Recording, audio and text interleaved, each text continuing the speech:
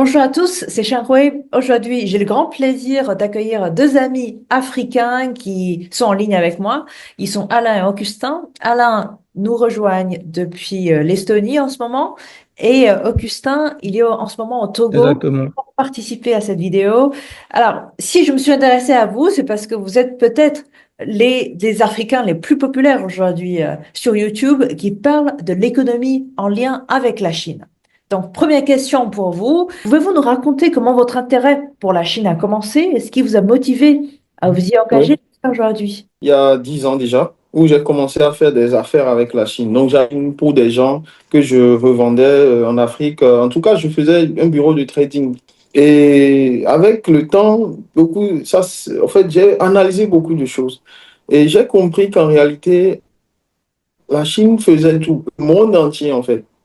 Même en France, tout ce que tu vois en France, finalement, tu vois que ça vient de la Chine. Quand je fais une introspection, je vois que même aux États-Unis, au Canada, tout vient de la Chine.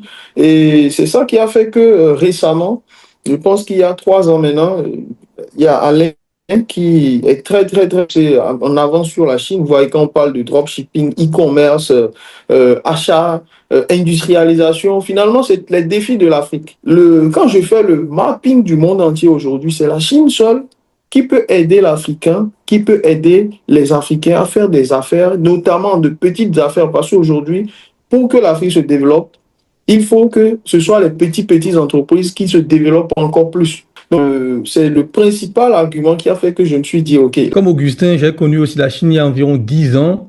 Et en 2017, je suis allé faire mes études en Chine parce que j'ai connu la Chine lors d'une vacances comme ça. J'étais parti en vacances pour la première fois en Chine. J'ai apprécié la culture, la langue. Et je m'étais donné comme défi à l'époque d'apprendre le chinois en un an. Donc, c'était un défi comme ça que je m'étais lancé. Et effectivement, j'ai appris le chinois, j'ai passé les examens. On m'a donné une bourse du gouvernement chinois pour venir en Chine en 2017. Donc, c'est comme ça que je suis allé en Chine en 2017. Et moi, ça a changé totalement ma perspective parce que j'étais déjà employé, j'étais informaticien en France, je travaillais déjà en France. Et quand j'ai découvert la Chine, je me suis dit, il y a du business à faire avec la Chine. Il y a beaucoup de choses. Et la Chine se développe à une vitesse grande. Vraiment, ça se développait très rapidement. Et c'est comme ça que je me suis lancé avec la Chine, avec l'e-commerce. Donc, c'est comme ça que en 2023, j'étais en Chine encore quand la Chine a réouvert les portes en 2023. J'ai appelé Augustin, j'étais en Chine, j'ai dit, il faut qu'on fasse découvrir la Chine aux Africains parce que beaucoup d'Africains vont en Italie, vont en Allemagne, vont en France, vont en Turquie, vont à Dubaï pour acheter des biens et finalement, tout est écrit Made in China. Je dis, mais pourquoi ne pas venir directement en Chine? Beaucoup de gens sur Internet, il y a encore 2, 3 ans, il y avait beaucoup de critiques sur la Chine. Beaucoup de critiques. Il n'y avait que ça sur la Chine. Donc, nous, on est venu avec une autre approche. Non. Il y a autre chose qu'on peut voir en Chine. Il y a un développement dont on peut s'inspirer parce que beaucoup de pays africains regardaient que le modèle occidental de développement. Et nous, on a dit non, on peut regarder, on peut s'inspirer aussi d'autres personnes pour adapter cela à nos réalités et surtout sur le volet business. Surtout sur le volet business où il y a tellement de choses à apprendre des entreprises chinoises, de la manière dont elles opèrent et surtout, la Chine aujourd'hui veut cette coopération avec l'Afrique. Donc nous, on a décidé de servir de pont un peu entre les décideurs, les entrepreneurs africains et les usines, les entreprises en Chine pour créer cet écosystème qui va permettre aussi à l'Afrique de se développer.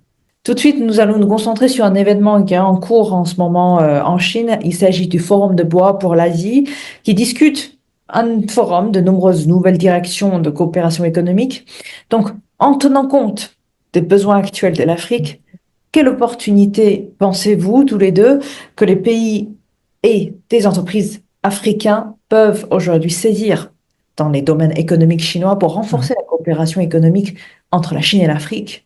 Ce forum est un gros espoir réellement pour pouvoir renforcer les relations commerciales, surtout en termes d'industrie et aussi en termes de logistique, en termes de chaîne d'approvisionnement de l'Afrique. Donc ce forum, normalement, pour nous, ça puisse permettre, et on le sait, hein, que ça puisse permettre réellement de faciliter tout ce qui est chaîne d'approvisionnement de l'Afrique. Donc prendre des décisions qui, malgré que le monde aujourd'hui a beaucoup de bruit, il y a beaucoup d'incertitudes, qu'il y ait quand même cette certitude-là entre l'Afrique et la Chine au niveau des relations commerciales. Et pour nous, ce forum va réellement permettre ça. Il faut que ça puisse permettre aussi à l'Afrique et à tous ces gouvernements en Afrique qui vraiment aujourd'hui comprennent l'enjeu de la Chine pour l'Afrique, pour le développement de l'Afrique dans 50 ans, dans 100 ans. L'objectif aussi, avec des initiatives forum à Hainan, par exemple, aussi, et même pour nous, je pense que c'est une des choses qu'on fera peut-être la prochaine fois, aller à ce forum nous-mêmes pour savoir comment on peut apporter cela aussi comme participation déjà à ceux qui viennent déjà avec nous en Chine chaque année pour découvrir, parce que comme l'Augustin l'a souligné, on a beaucoup de gouvernements, de membres de gouvernements, de décideurs africains, politiques aussi, qui viennent dans ce voyage en Chine avec nous pour constater un peu tout ce que nous disons sur la Chine, pour voir comment ils peuvent nouer des partenariats entre la Chine et leurs pays respectifs, parce que l'Afrique, c'est quand même 54 pays en Afrique. Donc, tout cela va permettre aussi d'établir de bonnes relations, parce qu'il y a, comme l'a dit Augustin, trop de bruit aux alentours ces derniers temps avec tout ce qui se passe géopolitiquement aujourd'hui. Et pour nous, ces initiatives qui sont là, comme le forum à Hainan, va permettre justement de stabiliser toute cette tension et d'avoir une ligne précise entre les relations entre la Chine et l'Afrique. Effectivement, donc tout à l'heure, vous avez évoqué l'importance et aussi le côté intéressant de ce forum du bois pour l'Asie, à vos yeux, qui se concentre sur les échanges mondiaux. Et comment pensez-vous les réalisations économiques de la Chine peuvent mieux soutenir l'économie de l'Afrique? Est-ce que pensez-vous que ça sera le cas? Et quelles sont les principales opportunités économiques, à vos yeux, qu'il faut absolument saisir pour l'année 2025? L'explosion de l'Afrique va passer par un combat où on pourra copier ce que la Chine fait. Pour être simple.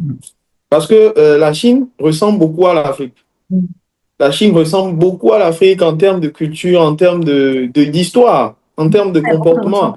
Maintenant, la seule chose qui manque à l'Afrique, c'est de... Il y a beaucoup de ressemblances. Donc, comme Alain l'a dit maintenant, vous allez en Chine, vous voyez qu'il y a des choses, des petits véhicules, des petits garages, des micro-industries. Ce sont des choses qui permettent rapidement à tout le monde de s'autonomiser et tout le monde de pouvoir avoir de revenus. Donc, pour nous, c'est vraiment ça qui va se passer dans les années à venir. C'est d'ailleurs même pour ça qu'on s'est focalisé dessus. C'est d'ailleurs pour ça même qu'on vient avec des grandes autorités en Chine, on vient avec des grands hommes d'affaires en Chine pour pouvoir leur faire profiter de ces opportunités-là, parce que c'est inventer, c'est simplement regarder ce que la Chine fait déjà et de refaire la même chose en Afrique. Et quand ça va évoluer, on peut aussi faire mieux. Effectivement, et par rapport aux changements mondiaux sur le forum, ce que ça va apporter, vous avez tout à l'heure, je pense qu'on avait fait une vidéo ensemble, on a parlé de l'intelligence artificielle, on a parlé, il y a les voitures électriques aussi aujourd'hui, il y a le solaire, les panneaux solaires. Donc, tout ça, je pense aujourd'hui, la chance que l'Afrique aussi, la chance, c'est que quand les choses se développent rapidement, on peut les rattraper automatiquement. On n'a pas besoin de faire le même parcours. D'accord? Donc, on peut sauter des étapes. Il y a des choses que qui se font, qui se décident actuellement sur ce forum, qui permettront à l'Afrique de rattraper son retard très rapidement et de ne pas passer par l'évolution normale des choses où il faut passer 30 ans à réfléchir, ça ne se passe. Donc, aujourd'hui, les choses se font déjà. L'Afrique n'aura qu'à aller saisir ces technologies-là aujourd'hui.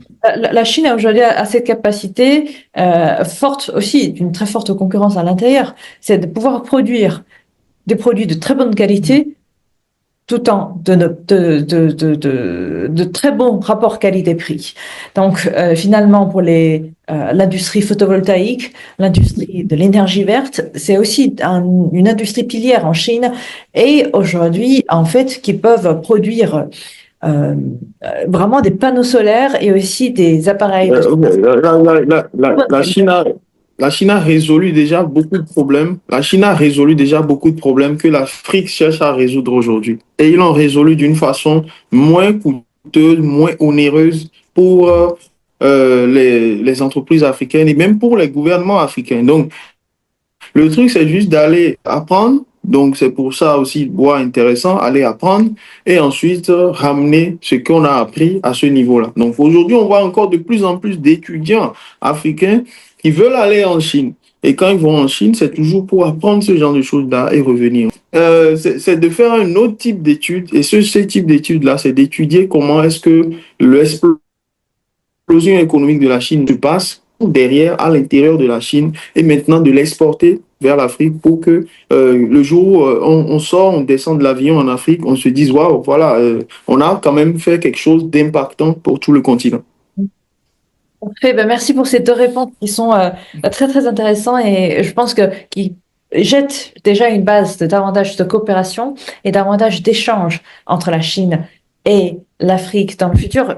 Là, je dis ça surtout pour les civils, pour notre vie au quotidien, pour tous ceux qui aujourd'hui cherchent de différents produits, qui sont intéressés par le marché chinois, tout comme les Chinois qui sont intéressés par le marché africain, hein. Donc après, je pense que effectivement, il y a beaucoup de ressemblances, beaucoup de similitudes, et donc il y a peut-être davantage de choses à créer ensemble entre la Chine et l'Afrique.